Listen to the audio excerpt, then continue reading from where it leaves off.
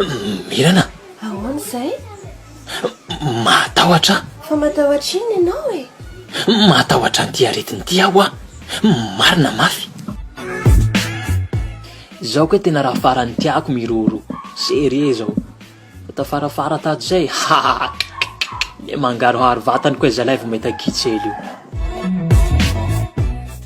Le malaza amy radio e corona andate zao fe le mbo problema ame ay toy kai kere le maty tia ombe ay tsy misy tio hany tsy misy katy fipahia fa le mitoboka ato agnavao tegna. Te sendana iaho teny hidiandreo aby ny maka saindreo. Fa iaho te tsama miraran say te hadiako ihany iaho ny be sy ny kasaha. Te mitoho sandragno ato aho say. Zoa. Za de vakery atsah ihany aloha ary fa maraina. Fa za zao tany keo taria mbana salala taria raha mangendra lierina. De tsy voy varavara raha so baty olo izy. De lasa aloha. Laolo. Idvazana nenty laolo flic reo mahita olo miboboka reny. Tanao za tsy eky nandeha kikinakay tamin'ny page de fil tary ndraiky ny sketskety fa joya. Tsy tafay.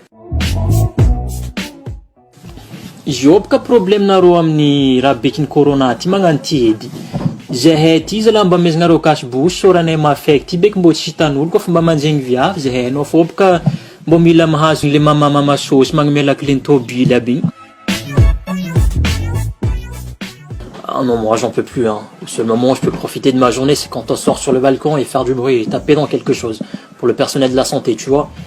Mais t'inquiète pas que je vais niquer sa race à la casserole car j'en peux plus d'être enfermé avec ma femme et sa mère. Qu'est-ce que t'as dit là? I mean, I don't care at all, really. I've always been in quarantine my whole life, so, you know, that's because I hate people. I can't stand it when people touch me. So I'm really good here, at home, and getting ugly without people judging me. Thank you. Next. This is definitely the hardest thing that could ever happen to my generation, but at the end of the day, the whole quarantine vibe is for the better. I mean, this is all about caring and showing your respect to the others, so God bless America.